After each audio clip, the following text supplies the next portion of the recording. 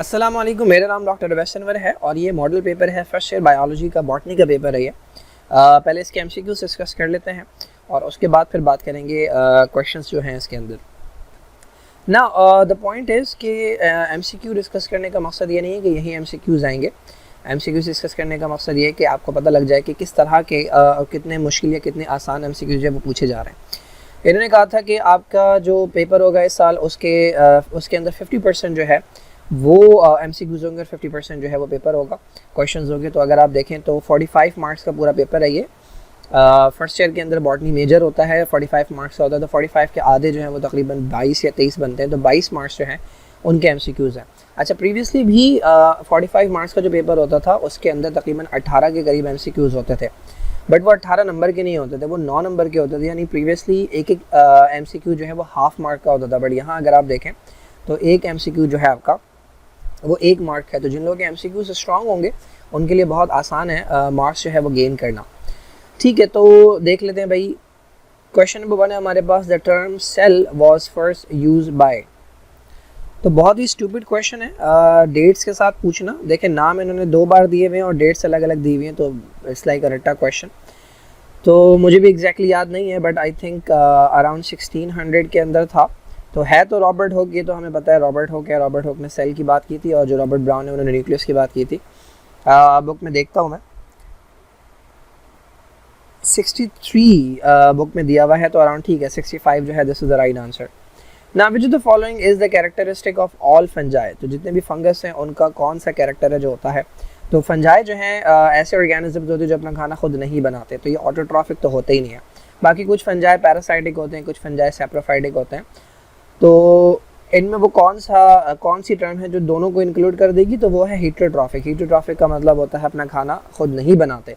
तो चाहे वो डेड से लें तो उन्हें सैप्रोफाइटिक कह लेंगे, चाहे वो लिविंग ऑर्गेनिज्म से लें बदले में नुकसान पहुंचाए तो उन्हें पैरासाइटिक कह लेंगे। तो ये दोनों टर्म्स जो है ना वो हीटरोट्रॉफिक के अंदर आ जाती हैं।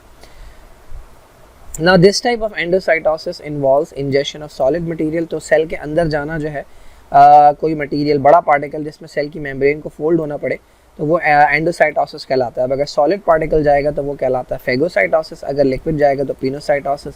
एक्सोसाइटोसिस कहते हैं चीज़ के बाहर आने को। ना among the following this one is prokaryotic. Prokaryotic वो है जिनका न्यूक्लियस अगर आप देखें उठा के तो वो प्रॉपर नहीं होता, यानी ये सेल मेम्ब्रेन है, ठीक है, और इसके अंदर डीएनए पड़ा हुआ होगा, ऐसे अलग से न्यूक्लियर मेम्ब्रेन वगैरह नहीं होगी। तो बैक्टीरिया और साइनोबैक्टीरिया जो है ये प्रोकैरियोट्स के अंदर आता है।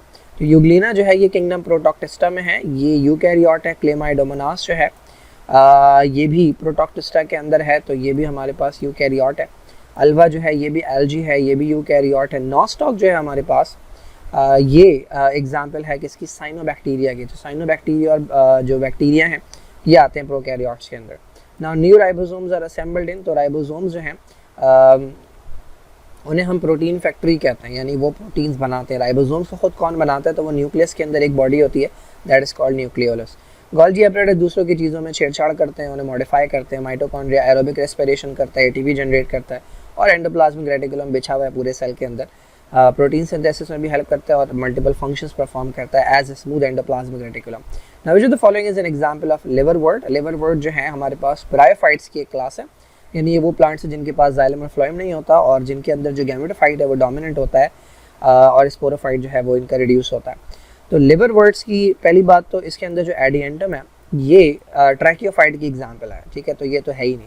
बाकी जो बच गए 3 ये ब्रायोफाइट की एग्जाम्पल है। इसमें जो मर्केंशिया है ये लिवरवर्ट की एग्जाम्पल है। उसके बाद जो फिनेरिया है ये मॉस की एग्जाम्पल है, ये भी ब्रायोफाइट की क्लास है। और जो एंथोसेरोस है ये आपका एंथोसेरोटिक एग्जाम्पल है, ये 3rd क्लास है ब्रायोफाइट्स की। ना C4 प्लांट जो है it forms dash a 4 carbon compound as its first product. तो हमारे पास ऐसे प्लांट्स के जिनके अंदर कार्बन डाइऑक्साइड एंटर होती है डार्क रिएक्शन के अंदर, केल्विन बेंसन साइकिल के अंदर, और 3 कार्बन वाला कंपाउंड बनता है, उन्हें हम C3 प्लांट्स कहते हैं। लेकिन कुछ प्लांट्स के अंदर 3 कार्बन वाला कंपाउंड ही बनता है, 4 कार्बन वाला कंपाउंड बनता है, तो उन्हें हम कहते हैं C4 प्लांट। अब C4 प्लांट जो है उनके अंदर 4 कार्बन वाला कंपाउंड इसलिए बनता है क्योंकि वो कार्बन डाइऑक्साइड को डायरेक्टली केल्विन साइकिल के अंदर एंटर नहीं करवाते। वो क्या करते हैं, इनिशियली कार्बन डाइऑक्साइड को लेकर आते हैं और किसी ऑर्गेनिक एसिड के साथ मिलाते हैं, और उस ऑर्गेनिक एसिड के साथ मिलाने की वजह से उनका जो पहला कंपाउंड बनता है वो 4 कार्बन का बनता है, और फिर बाद में उन्हें जो है उसे जो है वो यूटिलाइज़ करते हैं किसके अंदर, बाद में उसे केल्विन साइकिल के अंदर एंटर करवाते हैं। तो अब ये जो पहला मेंबर है उसको हम कहते हैं ऑक्सैलोएसीटेट। ये 4 कार्बन वाला कंपाउंड है और इनिशियली फॉस्फोइनोल पायरुवेट होता है, PEP जिसे हम कहते हैं। ये 3 कार्बन वाला कंपाउंड है और इसके अंदर जो है वो एक और कार्बन ऐड हो जाता है, तो ये बनता है हमारे पास 4 कार्बन वाला कंपाउंड जिसे हम ऑक्सैलोएसीटेट कहते हैं। नाउ अगेन एक और stupid question, virus was discovered in this year. I hate this type of question, मुझे नहीं याद होती डेट्स, ना मैं याद रखता हूँ डेट्स, बट लग रहा है इस सिनेरियो से लग रहा है 2 डेट्स इन्होंने दी। इसका मतलब ये है कि शायद ये तारीखों के ऊपर गौर करें। ठीक है, स्टूपिड क्वेश्चन पूछना तो इनका जो है वो शेवा रहा है ना। दिस फंगस मैं इसका आंसर नहीं बता रहा, मुझे नहीं पता ना। This fungus utilize in baking industry. Baking industry के अंदर यीस्ट जो है उन्हें यूटिलाइज किया जाता है। बाकी मशरूम्स जो है ये एडिबल फंगस होते हैं, पेनिसिलियम, एंटीबायोटिक और ड्यूट्रोमाइकोटा। पेनिसिलियम जो है वो इसी के अंदर आता है। इसके अंदर एस्परजिलस भी आता है जो इंडस्ट्री में इस्तेमाल होता है ना। It is a heterosporous plant. Heterosporous का मतलब ये है कि उसके अंदर डिफरेंट तरह के स्पोर्स बनेंगे। कुछ छोटे स्पोर्स बनेंगे विच आर कॉल्ड माइक्रोस्पोर्स, कुछ बड़े स्पोर्स बनेंगे विच आर कॉल्ड मेगास्पोर्स। अच्छा, अब अगर आप गौर करें तो ये जो है हमारे पास ये ट्रैकियोफाइट की एग्जांपल है, ये जो है हमारे पास ये ब्रायोफाइट्स की एग्जांपल है। ब्रायोफाइट्स में आते हैं, ये भी ट्रैकियोफाइट्स में आते हैं और ये भी ट्रैकियोफाइट्स में आते हैं। ठीक है, तो 3 ट्रैकियोफाइट्स ये में 1 ब्रायोफाइट दिया हुआ है। मैंने जब किंगडम प्लांट एक्सप्लेन किया तो मैंने बताया कि ट्रैकियोफाइट्स के अंदर जो है वो 2 कैटेगरीज हैं जो हेटेरोस्पोरस हैं, जिम्नोस्पर्म्स और एंजियोस्पर्म्स। ये सबसे एडवांस प्लांट है।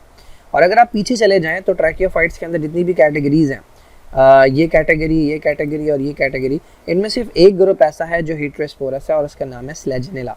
तो स्लेजिनेला ये याद रखना है, जिम्नोस्पर्म और एंजियोस्पर्म से पीछे अगर आपको ऐसे प्लांट्स मिलेंगे जिनके अंदर डिफरेंट तरह के स्पोर्स बनेंगे तो वो स्लेजिनेला है, बाकी सबके अंदर होमोस्पोरी होती है ना। Final tool helping in classifying organism. तो ऑर्गेनिजम्स को डिवाइड करने के लिए, ऑर्गेनिजम्स को ग्रुप में डिवाइड करने के लिए जो फाइनल टूल इस्तेमाल किया जाता है वो हमारे पास जेनेटिक्स होता है। यानी जब आप ऐसे स्ट्रक्चर्स नहीं ढूंढ पाते कि जो सिमिलर हो अंदर से बनावट के अंदर, उनकी बेसिस पे नहीं कर पाते, या आप ऐसे स्ट्रक्चर नहीं ढूंढ पाते कि जो फंक्शनली सेम हो लेकिन दिखने में डिफरेंट हो, या आप बायोकेमिस्ट्री की बेसिस पे नहीं कर पाते, तो आप डीएनए खोल के पढ़ लेते हैं कि भाई मैच करके देख लें कि किसका डीएनए किससे मैच कर रहा है। Now this organelle is known as suicide sac. तो लाइसोसोम जो है उसके अंदर वो एंजाइम्स होते हैं जो कि डाइजेस्टिव एंजाइम्स होते हैं, और अगर ये फट जाए सेल के अंदर तो सेल जो है उसका अपना उसकी अपनी जो है वो हत्या हो जाती है, मर जाता है वो, तो ये सुसाइडल सैक कहलाता है। बाकी राइबोसोम प्रोटीन सिंथेसिस में काम आते हैं। ग्लाइऑक्सिसोम जो है ये फैट्स की कन्वर्जन के अंदर काम आते हैं, और पैरोक्सिसोम डिटॉक्सिफिकेशन में काम आते हैं ना। प्लांट लाइक प्रोटॉक्टिस एल्गी कहलाते हैं। चैप्टर नंबर 7 के अंदर किंगडम प्रोटॉक्टिस्टा के अंदर आते हैं ये। फंजाई चैप्टर 8 के अंदर है, ये अलग से किंगडम है। स्लाइम मोल्ड भी इसी के अंदर आ जाते हैं किंगडम प्रोटॉक्टिस्टा के अंदर। ये फंजाई लाइक प्रोटॉक्टिस हैं, और प्रोटोजोआ जो है ये एनिमल लाइक है। The primary electron acceptor in photosystem 2 is, तो इसका नाम हमारे पास फियोफाइटिन है। फियोफाइटिन वो मॉलिक्यूल होता है, वो स्ट्रक्चर होता है जो कि फोटोसिस्टम 2 से निकलने वाले इलेक्ट्रॉन्स को एक्सेप्ट करता है ना। Energy is required for active transport. Active transport में चीज़ें लो से हाई की तरफ मूव करती है तो उसके लिए एनर्जी चाहिए होती है। फैसिलिटेटेड डिफ्यूजन और फैसिलिटी ट्रांसपोर्ट और डिफ्यूजन की पैसिव की टाइप में इसके अंदर एनर्जी रिक्वायर्ड नहीं होती। स्टेम के अंदर localize region of loosely arrange cells with intercellular spaces. तो जो ओल्डर स्टेम्स होते हैं उनके अंदर आपको देखने को मिलता है कि कुछ जगहों के ऊपर सेल्स जो हैं वो लूजली अरेंज्ड है और एयर स्पेसेस मौजूद हैं, यहाँ से गैस एक्सचेंज हो जाता है। These are known as lenticels. यहाँ से ट्रांसपायरेशन भी हो जाती है और यहाँ से जो है वो गैस एक्सचेंज भी हो जाता है। बाकी क्यूटिकल तो लीफ के ऊपर कवरिंग होती है, एडिशनल कवरिंग होती है जो कि वैक्सी होती है, जो कि ट्रांसपायरेशन को मिनिमाइज करती है, और जहाँ पे वो कवरिंग नहीं होती, जहाँ पे होल्स होते हैं, वो स्टोमेटा कहलाता है। वायरस न्यूट्रिशनली जो है वो क्या है, तो वायरस के लिए वर्ड यूज़ किया जाता है ऑब्लिगेट पैरासाइट। पैरासाइट तो वो होता है जो कि किसी लिविंग ऑर्गेनिज्म के ऊपर डिपेंडेंट होता है और उसे नुकसान पहुंचाता है। लेकिन अब पैरासाइट की 2 टाइप्स है हमारे पास, एक ऑब्लिगेट और एक फैकल्टेटिव। फैकल्टेटिव वो है जो अपने होस्ट के बिना भी रह सकता है। तो अगर कोई भी ऐसा ऑर्गेनिज्म है जो कि अपने होस्ट के ऊपर सर्वाइव करता है लेकिन अपने होस्ट के बगैर भी जिंदा रह सकता है तो वो फैकल्टेटिव है। लेकिन वायरस जब होस्ट के सेल से बाहर आता है तो वो डेड होता है, इनएक्टिव होता है, तो इसलिए हम ऑब्लिगेट कहते हैं। सैप्रोफाइट वो हैं जो डेड ऑर्गेनिज्म से फूड लेते हैं। सिम्बियोट्स वो हैं जो लिविंग के साथ तो रहते हैं लेकिन फ़ायदे वाला रिलेशन होता है, नुकसान वाला नहीं होता। माइसीलियम जो है it is a term use for, तो माइसीलियम जो है ये फंजाई की बॉडी को कहते हैं। फंजाई की बॉडी कुछ नहीं होती, हाइफा जो होता है, धागे धागे जो होते हैं, धागे लाइक स्ट्रक्चर, उनका गुच्छा होता है। तो मास ऑफ हाइफी जो है, जिस तरह झाड़ू होती है, तो झाड़ू जो है वो माइसीलियम है और उसके अंदर एक एक धागा जो है वो, सॉरी एक एक तिनका जो है वो हाइफा है। तो मास ऑफ हाइफा जो है उसे हम कहते हैं माइसीलियम। मास ऑफ स्पोरेंजिया जो होता है, अगर आप उसके अंदर देखें, क्या कहते हैं, फर्न्स के अंदर, तो स्पोरेंजियम जो है, मल्टीपल स्पोरेंजियम को जमा कर लें अगर हम, तो उसके लिए वर्ड यूज़ किया जाता है सोरस का। तो ये एक टर्म हो गई। मास ऑफ स्पोर्स, स्पोर्स का मास, इसके लिए तो मेरे ख्याल में कोई टर्म इस्तेमाल नहीं होती। बाकी जू स्पोर्स तो हम कहते हैं ऐसे स्पोर्स जो कि मोटाइल होंगे। एनारोबिक रेस्पिरेशन, ग्लाइकोलाइसिस की बात हो रही है, 2 एटीपी प्रोड्यूस होते हैं टोटल स्टेम पैरासाइट जो है ये कौन है, तो कस्क्यूटा जो है हमारे पास, ये टोटल स्टेम पैरासाइट है। यानी टोटल का मतलब ये होता है कि ये कम्प्लीटली डिपेंडेंट होता है अपने होस्ट के ऊपर। बाकी जो विस्कम है और लॉरेंथस है ये पार्शियल हैं, और जो आर्टिकुलेरिया है ये आपका वो है इंसेक्टिवोरस प्लांट है। Now the primitive vascular plant Rhynia were wide spread about. अच्छा आप देखें ये पूछ रहे हैं डेट्स वगैरह, ठीक है, तो ये स्टूपिड क्वेश्चन डाले इन्होंने और ये बताया आई थिंक कि हम इसी तरह के क्वेश्चन पूछेंगे, तो मेरे ख्याल में अब आपने डेट्स के ऊपर फोकस करना होगा। तो आई डोंट नो, ये बुक के अंदर देखनी पड़ेगी, बता ही देता हूँ यार, पता नहीं क्या है। So this is like 400 million years ago जो है वो राइनिया वाइड स्प्रेड थे। अब ये जानकर क्या करेंगे हम यार।